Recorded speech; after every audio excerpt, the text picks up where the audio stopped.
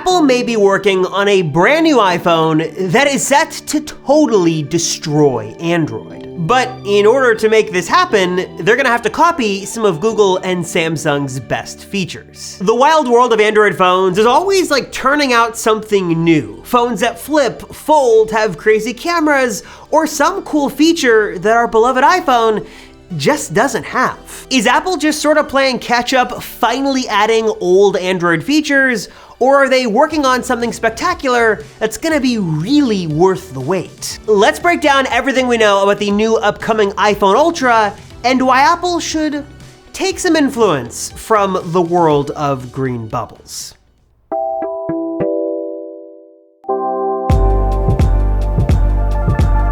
One of the not so well-kept secrets in the world of Apple is that the company is usually late to implement some pretty basic features. Like Samsung was making large phones popular long before Apple revolutionized the iPhone with the 6 Plus, and LG popularized the really awesome ultra-wide lens years before we got it on the 11 Pro. It's pretty much generally known these days that Apple's really never the first to do something big, but when they do something, make a new feature, enter a new product category, something like that, they usually do it better than anyone that came before them. The iPad was certainly not the first tablet on the market, but it totally dominated the tablet industry. The Apple Watch was not the first smartwatch on the market, but just look at what happened to the competition. RIP Pebble. You sort of get the idea. Time and time again, Apple has proven they know what they're doing. They are entering some new categories when they feel it's the right time and producing some pretty wild new features. But lately, even as an Apple fan, I've got to admit, sometimes it feels like they're adding basic features way too late, and also that the world of Android is sort of just passing us by. And I'm not here to make this a Apple bashing video. Actually, quite the opposite. I love what Apple's doing, and I only want them to succeed and do better things. But maybe in order to do that, if they're really gonna build this high-end Ultra iPhone, they should take some influence, quietly or not, from some of the top Android flagships on the market. See what OnePlus is doing, what Samsung is doing, what Google is doing with their latest Pixel phones, and bring some of those features over to the iPhone to make that phone better than it's ever been before. But before we get to that, let me rewind just a bit and talk about the latest rumors on this iPhone Ultra, because there's sort of two different rumors that you need to know about. The first is the rumor that Apple is sort of toying with the idea right now of renaming the iPhone 15 Pro Max to the iPhone 15 Ultra. So it'd basically be a Pro Max with maybe an exclusive feature or two with a new name and sort of a new coat of paint to be the new high-end iPhone for this year, but really, it's sort of more of what we've had before. But that is a separate rumor from what could be happening next year, according to Mark Gurman over at Bloomberg, where Apple could introduce a brand new iPhone model to the lineup, an iPhone Ultra that would sit above the Pro Max as a new high-end phone with a larger display, potentially a larger battery, an improved chip inside, that would be the new flagship iPhone that would also probably come with an all-new higher flagship price. And actually, the more I think about this, the more it sort of makes sense. It's sort of no secret that Apple has had trouble selling their non-Pro iPhones. The mini line was sort of a bust. By all accounts, the iPhone 14 Plus is not selling well, and that could be due to some other factors, probably mainly price. But on the flip side, Apple has had no trouble sort of encouraging Apple enthusiasts and fanboys and professionals alike to buy their highest end iPhone. Apple has no problem selling their pro-end iPhones, so maybe instead of trying to get people to buy, lesser expensive regular models, they should make an even higher end model, price it up even more, because they know, more likely than not, Apple fanboys like myself will be gullible enough to buy it. What could Apple do to make this great? Or more specifically, what features could they steal from Android to make this the best iPhone we have ever seen? For starters, what I think many of us would like to see in the Apple community is some sort of redesign to the iPhone. Not just like a curved back like what we might get this year with the 15 line, but really something significant. Talk about the jump from the 3GS to the 4, or from the 8 to the 10. Many want Apple to do something radically different and radically new, and maybe that could come in the form of a folding or flipping iPhone. We actually have heard heard some new rumors that Apple could be working to launch a folding iPhone in the next year or 2 or 3.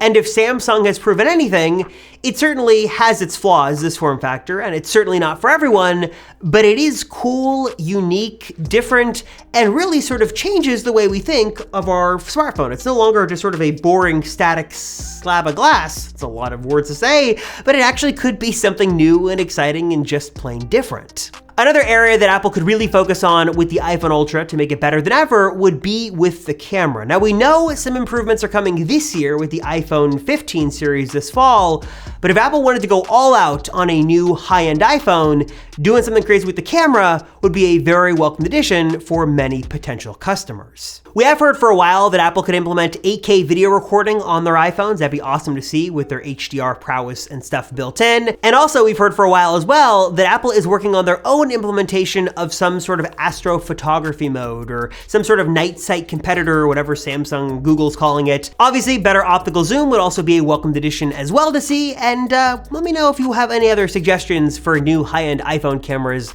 down below in the comments. Next up, let's talk about another feature that I, for one, would love to see on an iPhone Ultra, and something that Apple certainly could do, and that is the return of Touch ID. Now, I know that Face Unlock on Android and Face ID on the iPhone is not really an apples to apples comparison, but I do think that Android phones are doing some awesome things with fingerprint unlock, whether it is built into the power button or built in under the display. That's a really cool use case that sort of goes to show that it's nice to have choice. Sometimes it's easier to unlock with your face, sometimes easier to unlock with your phone, and as great as Face ID is, and as consistent as it typically is, if I had the option to unlock with my finger, I would really love that. And if I'm gonna be spending, $1,500 to $2,000 on a new high-end iPhone, I for one would love all the features I could get, and having Touch ID built in under the display would be something that I for one would really love to see. Also, speaking of screen, the iPhone 14 Pro Max is a pretty massive 6.7-inch OLED panel, and while Samsung phones are slightly larger at 6.8,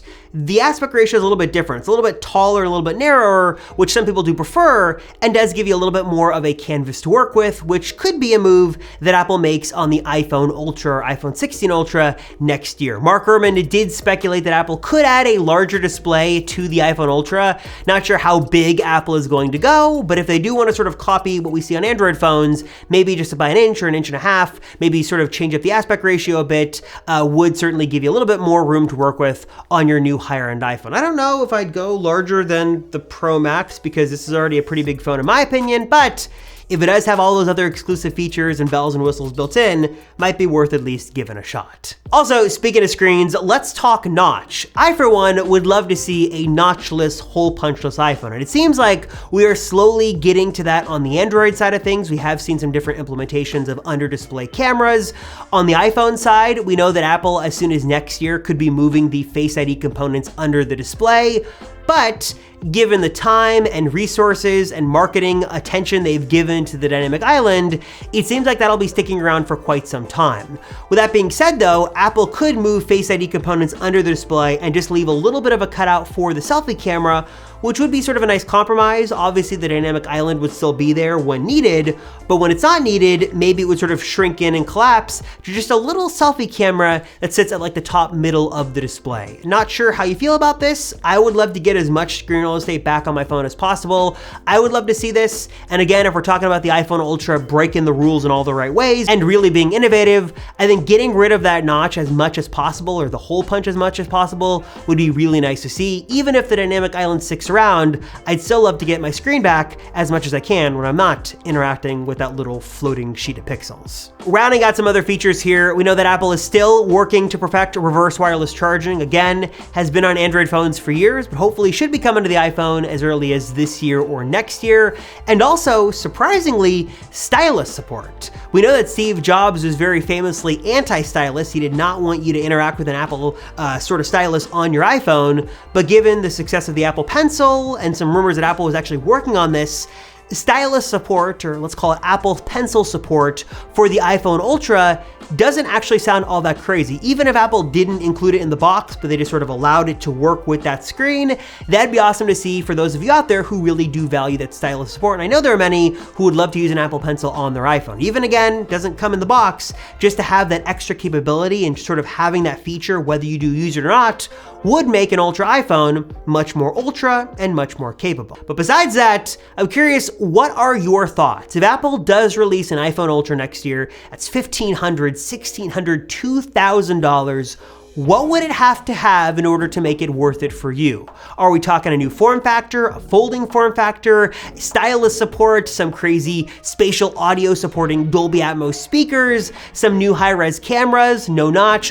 What does an iPhone Ultra have to have for you to make it considered really ultra? Let me know in the comments down below. I do read all the comments. I'll even respond to you guys down below. If you made it this far in the video, put like an Apple emoji down below so I know you're the true Apple Circle fans, and we can have some fun in the comments down below. But honestly, in addition to the Apple emoji, let me know your thoughts on the iPhone Ultra. What would it have to have in order to be worth it for you? What would make it worthy of its super high price tag? Let me know your thoughts down below. And also in general, should Apple steal more stuff from Android? Are they doing better than Android? What are your thoughts on Apple versus Android? Let me know down below as well. As always, I appreciate you guys watching. Thank you so much for your support. I appreciate it. Again, read in the comments. I appreciate it. Thank you so much. I'm Robert Rosenfeld from the Apple Circle, and I'll see you all in the next one.